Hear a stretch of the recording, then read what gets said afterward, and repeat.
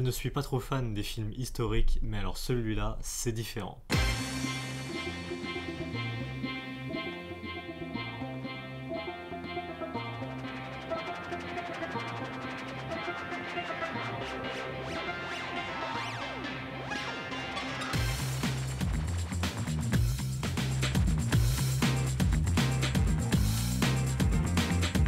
Bonjour à tous, c'est Grisou et aujourd'hui je vais vous parler de Louise Violet. Ai-je aimé ou pas, je vous dis tout dans cette vidéo. Avant de commencer, je tiens à préciser qu'il y aura des spoilers, alors je vous conseille de voir le film avant de voir cette critique. Allez, c'est parti. 1889, envoyée dans un village de la campagne française, l'institutrice Louise Violet doit y imposer l'école de la République gratuite, obligatoire et laïque.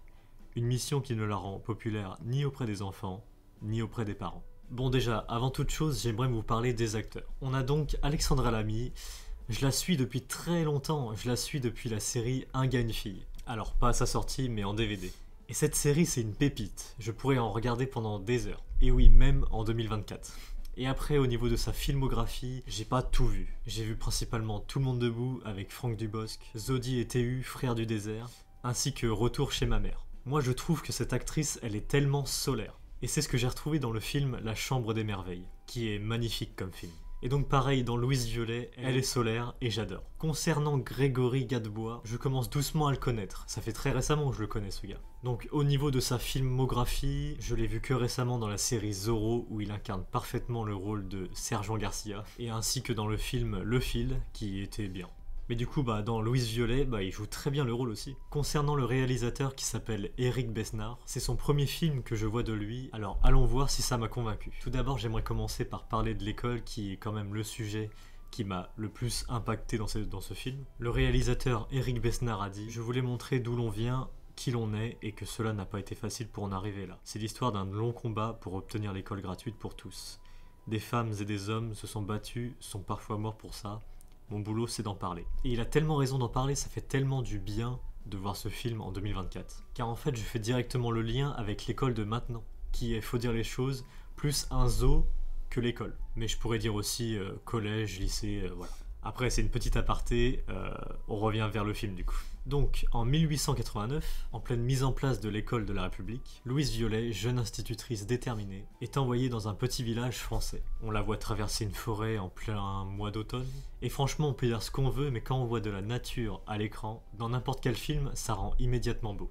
Oui, je sais, c'est juste une forêt. Oui, mais dans ce film, il joue aussi avec les saisons, et c'est ça qui est beau. Donc elle arrive dans ce village, et sa mission c'est d'imposer l'éducation laïque et obligatoire à une population rurale réticente. Justement, parlons de ce village et de la mentalité des gens qu'ils avaient en 1889. Louise Violet arrive et elle croise une vieille dame, qui lui dit pas bonjour, mais qui passe à côté d'elle en la regardant d'un air détestable. Elle souhaite juste qu'elle reparte. Et juste après, elle rencontre le maire du village qui est assez sceptique. Il voit pas l'avantage et l'intérêt que ça peut apporter aux enfants de l'arrivée de cette institutrice. Il lui dit de s'installer dans une sorte de grange délabrée, avec quand même une vache, qui aura le droit à une petite scène d'humour assez sympa.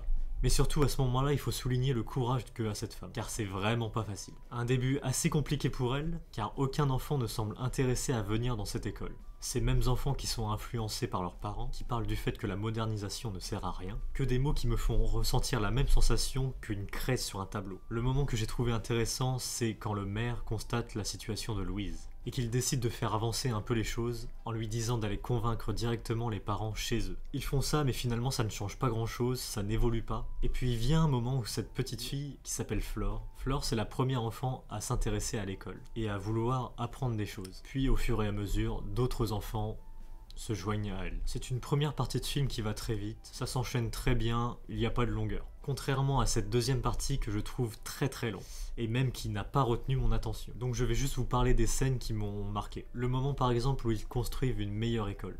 Même si elle n'est pas encore finie, franchement, ça a son charme, mais de rien. Et d'ailleurs, cette école aura le droit à une scène très forte à la fin. Une scène très marquante, parce qu'elle prend feu. Quelqu'un lui a mis le feu, et franchement ça, c'est un symbole très fort. Alors, j'incite pas à brûler des écoles, mais je dis juste que le message, il est là, quoi. Il y a aussi un passage avec les femmes du village qui ont du mal à accepter sa présence, parce qu'elle bouge les mentalités et les habitudes. Et forcément, ça dérange et ça se fight. Ce passage-là, sur le papier, c'est intéressant. C'était la seule vraie scène d'action, mais au final elle m'a dérangé, car pour moi elle n'a pas duré assez longtemps. On a eu le droit à une transition assez chelou et brutale à la fin de la scène, alors je pense que c'était fait exprès mais mal exécuté. Il y a aussi un gros détail dans le film que je n'ai pas parlé, c'est que Louise elle a fait de la prison. Enfin, on dit pas prison, on dit bagne dans le film. Mais sincèrement, j'ai pas tout compris à ce passage, où elle explique ce qui s'est passé dans son passé. Je pense avec un deuxième visionnage, mieux comprendre, mais là je suis désolé, je ne pourrais pas en parler. Petite mention aussi pour la musique, qui est beaucoup présente en première partie de film, mais par contre sur la deuxième, elle est inexistante. Genre sans déconner, je n'ai pas entendu de musique.